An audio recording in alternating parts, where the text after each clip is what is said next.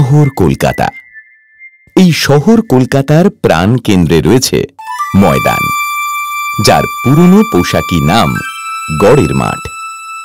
এর একটু দক্ষিণ দিকে এগিয়ে ভিক্টোরিয়া মেমোরিয়াল পেরোলেই পৌঁছে যাওয়া যায় আলিপুরে, যেখানে রয়েছে ভারতের প্রাচীনতম সুসংগঠিত বা বিধিবদ্ধ চিড়িয়াখানা আলিপুর জুলজিক্যাল গার্ডেন। আলিপুর চিড়িয়াখানা নামেই যা পরিচিত।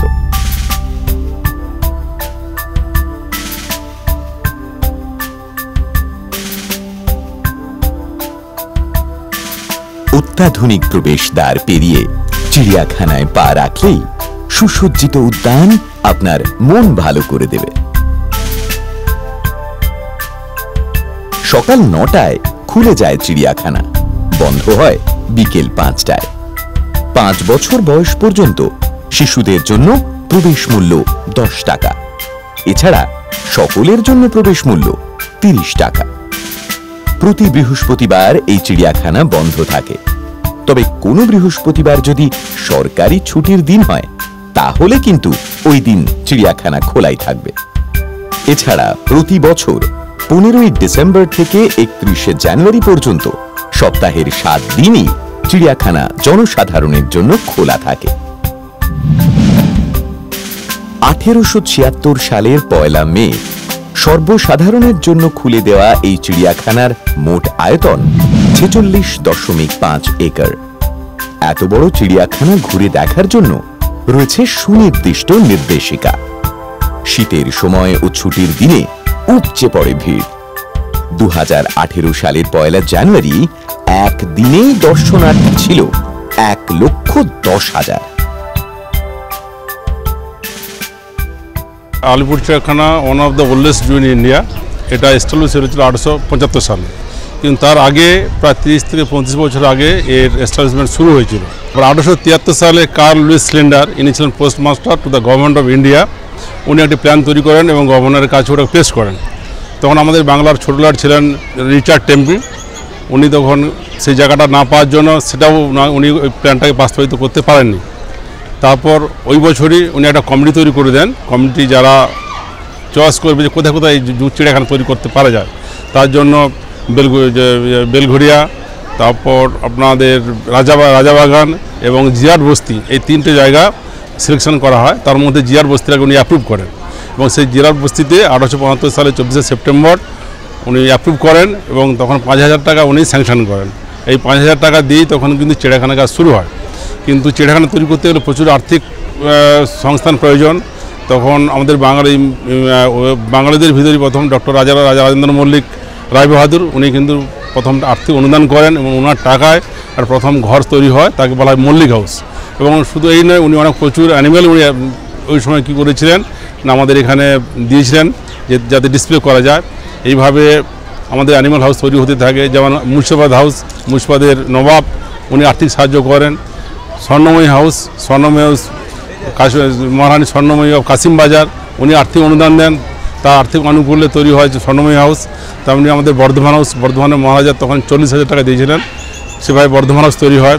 ইজেরা হাউস, ইজেরার দুটো জিরাফ উনি দিয়েছিলেন 1876 সালে, তো তার নামে জিরা হাউস তৈরি হয়। এইভাবে বিভিন্ন অ্যানিম্যাল এনক্লোজারগুলো তৈরি হয়। শরীর জুড়ে সাদা কালো ডোরা দাগ আর ঘাড়ে কেশরের মতো খাড়া চুলি যাদের বৈশিষ্ট্য, সেই প্রাণীর নাম জেব্রা। জেব্রা কিন্তু পোষ মানে না। জেব্রার এলাকা পেরিয়ে আমরা এলাম হরিণের ডেরার সামনে। নানা প্রজাতির হরিণের দেখা মিলল এখানে। Reindeer, swamp deer, spotted deer, barking deer ইত্যাদি।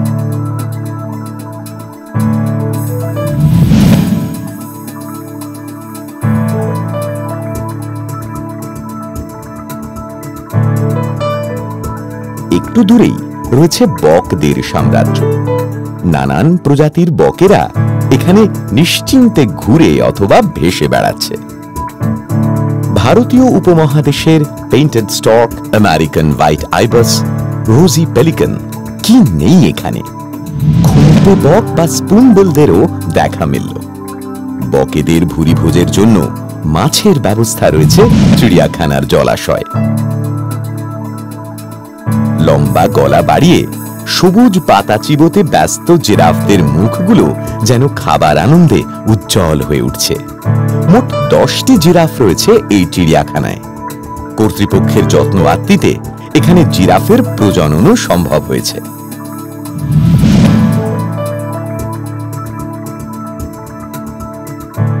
আমরা যে এন্ডেঞ্জার্ড স্পিসিসের ব্রিডিং যেটা আছে সেটা আমাদের আগে আমরা চিহ্নিত করি কি কোন কোনটা স্পিসিস এন্ডেঞ্জার্ড আছে। সেটা গভর্নমেন্ট অফ ইন্ডিয়া থেকে, সেন্ট্রাল জু অথরিটি থেকে, আমাদের যেটা এখানে রাজ্যে যে জীবজন্তু পাওয়া যাচ্ছে তাদের মধ্যে কাদের সংখ্যাটা কমে গেছে তাদেরকে আমরা কিন্তু ব্রিডিং করাই। ধরুন আমাদের এখানে যে ব্রিডিং প্রোগ্রাম চলছে সেটা হচ্ছে রেড পান্ডার একটা, যেটা দার্জিলিং প্রদেশে হিলতে যাচ্ছে ওখানে পাওয়া যায়। ওটা খুবই successful breeding programme, all over the world ওটাকে রিকগনাইজড আছে। তারপরে আছে আমাদের স্নো লেপার্ড, আমরা গোরাল ব্রিডিং প্রোগ্রাম করছি। আমাদের সুন্দরবনের যে কুমিরটা পাওয়া যায় ওটা কিন্তু খুবই ইনডেঞ্জার্ড, সল্ট ওয়াটার ক্রোকোডাইল। তাদের ভগবতপুরে আমাদের একটা ব্রিডিং সেন্টার আছে, আর আমাদের এখানে এই চিড়িয়াখানাতেও তাদের ব্রিডিং প্রোগ্রাম আছে। সিমিলারলি আমাদের বাটাগুর বাসকা এক ধরনের কচ্ছপ আছে যাদের সংখ্যাটা খুবই কমে গেছে, তাদের ব্রিডিং প্রোগ্রাম করাই আমরা। সো এই ব্রিডিং প্রোগ্রাম করানোর পরে আমাদের যে উদ্দেশ্যটা হচ্ছে কি এদের যে সংখ্যাটা জঙ্গলে কমে গেছে তাদেরকে আমরা জঙ্গলে আবার যাতে কি ফেরত দিতে পারি। তো রেড পান্ডা ক্ষেত্রে এটা হয়েছে। আগে আমরা যাচ্ছে 2002 সালে 3 সালে এটাকে ওখানে সিঙ্গালিলা ন্যাশনাল পার্কে যাচ্ছে 3টা রেড পান্ডা ছাড়া হয়েছিল, আর এখন আমাদের প্রোগ্রাম আছে আরও 4টা আমরা যাচ্ছে রেড পান্ডা ছাড়বো। সিমিলারলি যা হচ্ছে সল্ট ওয়াটার ক্রোকোডাইল, এই যে সুন্দরবনের আমরা 150 থেকে বেশি যাচ্ছে এই যে কুমির তাদের ব্রিডিং প্রোগ্রামটা করিয়ে সুন্দরবন ক্ষেত্রে, সুন্দরবন খুবই বিশাল এলাকা আছে, এটা 4000 স্কোয়ার কিলোমিটার এরিয়া। তো বিভিন্ন জায়গাতে ডাঙ্গাতে জলের মধ্যে আমরা ওনাদেরকে রিলিজ করেছি। তো এটা একটা সাকসেসফুল ব্রিডিং প্রোগ্রাম। এবং অনেক জায়গাতে দেখা গেছে কি হরিণের সংখ্যা কমে গেছে, ওই হরিণেদের ব্রিডিং করিয়ে আমাদের যে ডিয়ার পার্কগুলো আছে সেখান থেকে হরিণে ব্রিডিং করে আমরা জঙ্গলে আবার ছাড়ছি।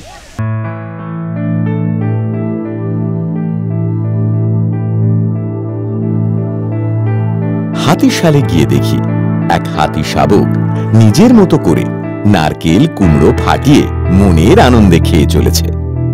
হাতির প্রিয় খাদ্য থোড়ও রয়েছে মেনুতে। হাতি শাবকের ভোজন দৃশ্য দাঁড়িয়ে দাঁড়িয়ে উপভোগ করতে করতেই আমরা ঢুকে পড়লাম চিড়িয়াখানার রান্নাঘরে। চিড়িয়াখানার বাসিন্দাদের স্বাস্থ্যসম্মত খাবার যোগান দেওয়ার জন্য এখানে রয়েছে রকমারি তরি তরকারি, তাজা ফলমূল, মাংস, ডিম, দুধ, আরো কত কি। এ যেন এক রাজস্ব যজ্ঞ। জঙ্গলে যেভাবে ওরা খাওয়া দাওয়া করে সেই খাওয়া দাওয়াটা আমাদেরকে দিতে হয়। আমাদের এখানে জু ডায়েটিশিয়ান আছে আর আমাদের ভেটেরিনারি অফিসার আছে, সে তারা মিলে আমরা প্রত্যেকই অ্যানিমালকে ডায়েট ঠিক করি কি ওরা সকালে কি খাবে, বিকেলে কি খাবে, या সন্ধ্যা দিকে কি খাবে সেটাকে ঠিক করা হয় এবং ওদের পুরো একটা ডায়েট চার্ট তৈরি করা হয়। এইভাবেই আমাদের যে জীবজন্তু যদি কোনো অসুখ হয়ে যায়, আমাদের প্রত্যেক চিড়িয়াখানাতে যেটা আছে একটা যা আছে ভেটেরিনারি যা আছে আমাদের ভেটেরিনারি অফিসার আছে, তাদের আমাদের ওখানে হসপিটাল আছে এবং আমাদের ভেটেরিনারি অফিসার এবং হসপিটাল এবং জু কিপার তারা প্রত্যেক দিন ঘুরে দেখে कि কোনটা জীবজন্তু ঠিকঠাক আছে, কোনো অসুখ আছে কি না। যদি কোনো অসুখ আছে তাহলে ওদেরকে কি আমরা যা আছে ট্রিটমেন্ট কিভাবে দিতে পারি। এবং এছাড়া যা আছে অনেকই জীবজন্তু যে যা আছে সাপ্লিমেন্ট লাগে, এখন ওই যে সাপ্লিমেন্টগুলো লাগে অনেক সময় ভিটামিন লাগে, মিনারেলস লাগে, এই সাপ্লিমেন্টসগুলো আমাদেরকে দিই। তো মোট কথাটা হচ্ছে কি যে জীবজন্তু এখানে চিড়িয়াখানাতে আছে তারা ভালোভাবে থাকছে কি থাকছে না সেভাবে আমাদের দেখতে হবে, সেভাবে আমাদেরকে যা আছে স্পেশালিস্টগুলোকে লাগাতে হবে আর সেভাবেই আমরা ওদেরকে দেখভাল করি। আলস্য ভরে জলের মধ্যে গা ডুবিয়ে বিশাল বপু যে প্রাণীটি বসেছিল তার নাম জলহস্তি।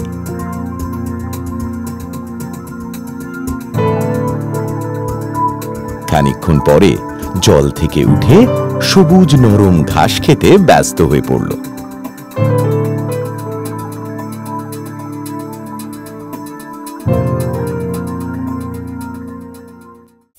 একটু এগিয়ে যেতেই চোখাচোখি হলো শকুনের সঙ্গে। তার সমস্ত গাম্ভীর্য নিয়ে একবার তাকিয়েই যেন নির্লিপ্ত হয়ে গেল সে।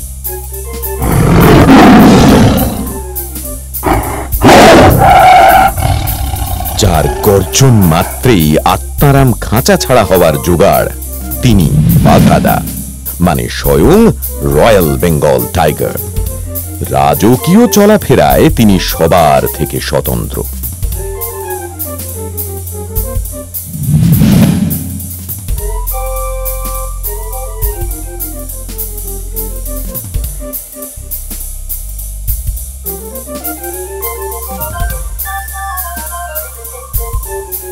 এরপর দেখা পেলাম সাদা বাঘের। এদের চালচলনেও বীরত্বপূর্ণ গাম্ভীর্য। আলিপুর চিড়িয়াখানায় একটি অস্ট্রিচ আর অনেকগুলো এনু পাখি আছে। এদের দেখতে খুব মিষ্টি। খাঁচার মধ্যে অবিরত মুখ তুলে ঘুরে বেড়ানো দেখতে বেশ লাগছিল। আরো এক প্রতিবেশী আছে এনুদের সঙ্গে এই চিড়িয়াখানাতে। কার কথা বলছি বলুন তো? অস্ট্রেলিয়া নামের সঙ্গে যারা সমার্থক, সেই ক্যাঙ্গারুরা। ঘাসের সবুজ থেকে খাবার খুঁটে খেতে খেতে দু একবার লাজুক চাহনিও দিল আমাদের দেখে। 2016-তে আমরা ক্যাঙ্গারু ছিল না বহুদিন। আমরা জাপান থেকে 4টে ক্যাঙ্গারু এনেছিলাম, ইস্টার্ন গ্রে ক্যাঙ্গারু। ওটা আমাদের গত বছর বাচ্চা হয়েছে একটা। আমরা জাগুয়ার ছিল না বহু বছর, হায়দ্রাবাদ জু থেকে জাগুয়ার এনেছি। যারা মাউস ডিয়ার খুব এন্ডেঞ্জার স্পিসিস আছে, ওটা ছিল না, ওটাও আমরা গত বছর এনেছি। এইভাবে বিভিন্ন নতুন নতুন অ্যানিমেল আনা হচ্ছে। এছাড়া আমাদের সামনে আমাদের যে প্রোগ্রাম আছে, আমরা নকটার্নাল হাউস তৈরি করছি নিশাচর প্রাণী। তাতে পিঁচা থাকবে, সজারু থাকবে, স্লো লরিস থাকবে, যারা দিনের বেলা বিচটা দেখতে পায় না, সেটার কাজ হচ্ছে। এছাড়া হায়না, ওয়াইল্ড ডগ আমরা বিভিন্ন জায়গা থেকে আনার চেষ্টা করছি। ওয়াইল্ড ডগ আনা হবে। এভাবে আগামী দিনে প্রস্তুতি নেওয়া হবে। এবার কোথা যাই এমনটাই ভাবতে ভাবতে পেরিয়ে গেলাম বাগান, পেরিয়ে গেলাম সাঁকো। হঠাৎ চোখ পড়ল গাছে। ছেলেবেলার গ্রামের মাঠের পাশের বট গাছটার স্মৃতি যেন উজিয়ে এলো এক লহমায়। হেঁট মুন্ড ঊর্ধ্বপদ হয়ে গাছে ঝুলছে অসংখ্য বাদুড়। নগর জীবনে বিরল এই দৃশ্য ফেলে আসা স্মৃতিতে মাখামাখি হয়ে তৈরি করল এক আশ্চর্য অনুভূতি। সেই অনুভূতিকে আরো বিলব স্পর্শ দিল সরোবরের কাক চক্ষু জল। আলিপুর চিড়িয়াখানার এই সরোবরেই ফি বছর শীতের মরশুমে দূর দেশ থেকে উড়ে আসে পরিযায়ী পাখির দল। পরিযান ক্লান্ত পাখিরা এখন এখানে নেই, কিন্তু এই চিড়িয়াখানায় যারা আছে তারাই বা কম কিসে। তাদের দেখতে পায়ে পায়ে এগিয়ে গেলাম। আবার দেখে মনে হলো বিশ্বের সমস্ত রঙের বাহার যেন এই একটি জায়গাতেই বাঁধা পড়ে আছে। প্রথমেই জাতীয় পাখি ময়ূর। তার বাহারি রঙের অমোঘ আকর্ষণে যেন ভুবন ভুলিয়ে দিচ্ছে সব। আরে ওটা কি? এত রং সব গেল কোথায়? সাদা ময়ূর, এক রঙে বাঁধা পড়ে ধবধবে সাদা, যেন 7 তাজের সৌন্দর্য ধরা পড়েছে ওর শরীরে। রয়েছে আরো অনেক দেশি বিদেশি রংবাহারি পাখি, যাদের দেখলেই মন ভালো হয়ে যায়।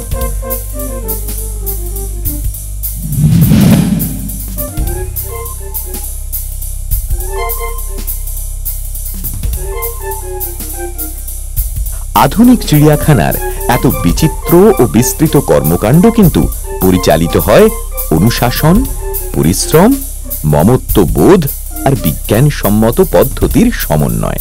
চিড়িয়াখানা যে ম্যানেজমেন্ট আছে সেটা একটু বৈজ্ঞানিক ভিত্তিক ম্যানেজমেন্ট। আর যে ম্যানেজমেন্ট আমরা এখানে করছি তার জন্য আগে আমাদেরকে সার্ভে করতে হয়। সার্ভে করার পরে আমরা একটা মাস্টার লেআউট প্ল্যান তৈরি করি। মাস্টার লেআউট প্ল্যান মধ্যে এটা ঠিক করে থাকা হয় কি কোনটা জন্তু কোন জায়গায় থাকবে। আর যেরকম আপনার যে কার্নিভোর অ্যানিমাল আছে, যাদের মাংসাহারী পশু, তাদেরকে আমরা আলাদা করে একটা জায়গায় রাখি, আর যারা খাদ্য প্রক্রিয়া আলাদা আছে তাদেরকে আমরা আলাদা করে রাখি। তাহলে একটা মাস্টার লেআউট প্ল্যান তৈরি করা হয়। প্রত্যেকটা অ্যানিমাল, যে প্রত্যেকটা প্রাণী, তার যে কি বিহেভিয়ার আছে, কিভাবে আছে, কি আমাদের যা আছে পরিকল্পনা আছে, কিভাবে আমরা তাদেরকে রাখবো, কোন জায়গায় রাখবো, কতটা জায়গা দেব। কেন কি প্রত্যেকটা প্রাণী তাদের যা আছে একটা যে জায়গা, যে বাসস্থান, যেভাবে বাসস্থান যেটা আছে আপনার আলাদা আলাদা বাসস্থানের জায়গায় আলাদা আলাদা এরিয়া লাগে। ধরুন আপনার বাঘের এরিয়াটা বেশি লাগে, আর পাখির যে আছে এরিয়াটা কিভাবে থাকবে, ইয়া যে হরিণ আছে তার এরিয়াটা কত থাকবে। তো সেই জন্য এই এরিয়াগুলো যা আছে সেই অনুযায়ী আমরা এখানে চেষ্টা করি যাতে কি ওই প্রাণী থেকে ওই এরিয়াটা আমরা দিতে পারি। একেবারে সত্যজিৎ রায়ের ছবির দৃশ্য। সন্তানকে কাঁধে চাপিয়ে চিড়িয়াখানার আনন্দ চেটে পুটে উপভোগ করছেন এক অপু বাবা। চিড়িয়াখানার ছবি ক্যামেরাবন্দি করছেন অনেকেই। এখনো অনেক কিছুই দেখা বাকি। এবার তাই ঢুকে পড়লাম সরীসৃপদের সংসারে। সাপ দেখতে উৎসাহী মানুষের ভিড় চোখে পড়ার মতো। কর্তৃপক্ষ অত্যন্ত যত্ন করে প্রত্যেক সরীসৃপের পরিচয় তাদের ঘরের সঙ্গেই লিখে রেখেছেন। দেশি শাঁখামুটি থেকে পাইথন কিংবা বিদেশি হলুদ অ্যানাকন্ডা, কি নেই এখানে। কর্তৃপক্ষের সফল পরিকল্পনায় নিয়ন্ত্রিত প্রজনন কর্মসূচির মাধ্যমে এখানে 100টি পাইথনের জন্ম দেওয়া সম্ভব হয়েছে। শুধুমাত্র সরীসৃপই নয়, ওয়েস্ট বেঙ্গল জু অথরিটির রাজ্য জোড়া কর্মসূচিতে পরিকল্পিত প্রজননের মাধ্যমে অনেক বিপন্ন ও বিপন্ন প্রায় প্রজাতির পশু পাখির জন্মদান ও সংরক্ষণের কাজে উল্লেখযোগ্য সাফল্য এসেছে।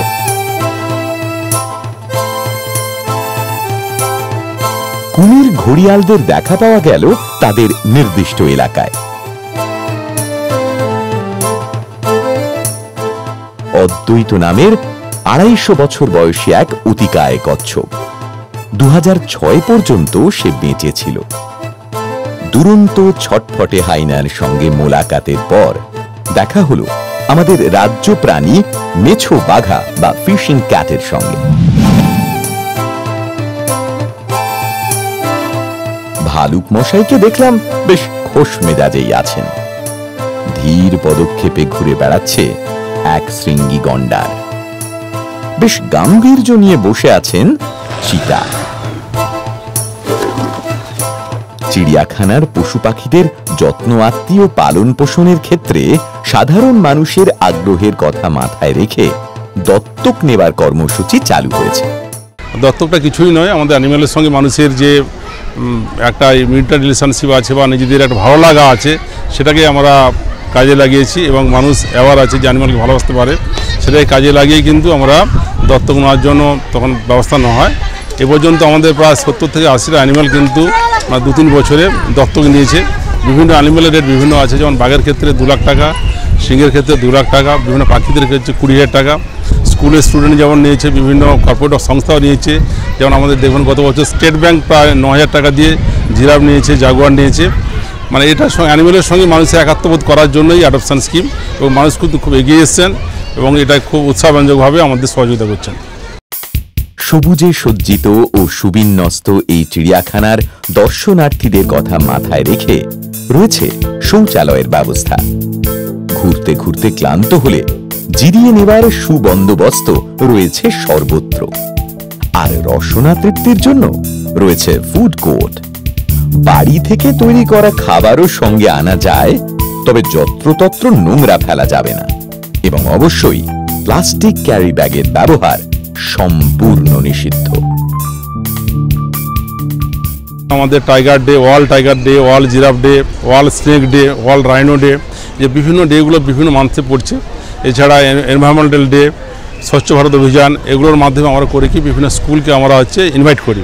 এ পর্যন্ত প্রায় 200 থেকে 250 স্কুলের স্টুডেন্টকে আমরা প্রত্যেক মাসে নিয়ে আসি 100-150 স্টুডেন্ট নিয়ে এসে এখানে আমাদের নেচার ইন্টারভেনশন সেন্টার আছে, ওখানে আমাদের জুয়েড করে থাকেন ওনারা, এবং আমরা সবাই মিলে ওদেরকে কেন আমরা কনজার্ভ প্রকৃতি বায়োডাইভার্সিটি কনজার্ভ করবো, কী করা দরকার আছে, কেন অ্যানিমালকে রক্ষা করা দরকার আছে, সেগুলো আমাদের রেগুলার কিন্তু এটা আমরা ওদের প্রেজেন্ট করি আমরা। এইভাবে কিন্তু কন্টিনিউয়াস প্রসেসে চলছে। এবং এছাড়া আমরা গত 2 বছর ধরে আরেকটা যেটা নিয়েছি, জু ফেস্টিভ্যাল। 14ই নভেম্বর জানেন আমরা পণ্ডিত জওহরলাল নেহরু আমাদের প্রাক্তন প্রধানমন্ত্রীর জন্মদিন, চিলড্রেন্স ডে আছে, ওটাকে মাথায় রেখে 5-4 দিন ধরে টানা আমাদের কী করা হয়, জু ফেস্টিভ্যাল করা হয়। সেখানে বিভিন্ন স্কুল কলেজ খুব পার্টিসিপেট করে এবং টানা প্রোগ্রামের মাধ্যমে আমরা এই প্রোগ্রামগুলো করছি। যাকে না দেখলে চিড়িয়াখানার আনন্দ অসম্পূর্ণ তিনি শিম্পাঞ্জি। গড়াগড়ি খেয়ে চোখে মুখে জল দিয়ে সে একেবারে আহ্লাদে আটখানা। যাকে কেশর দেখেই চেনা যায় তিনি বনের রাজা সিংহ।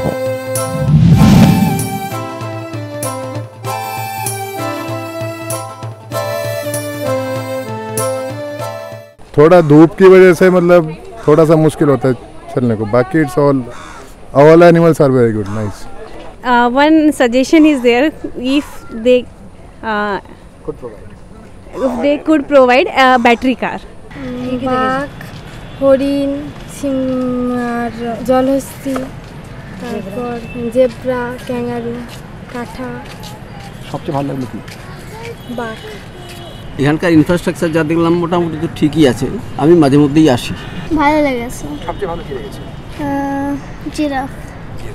খুব ভালো লেগেছে, কিন্তু অনেক কিছু আছে যা দেখা হলো না।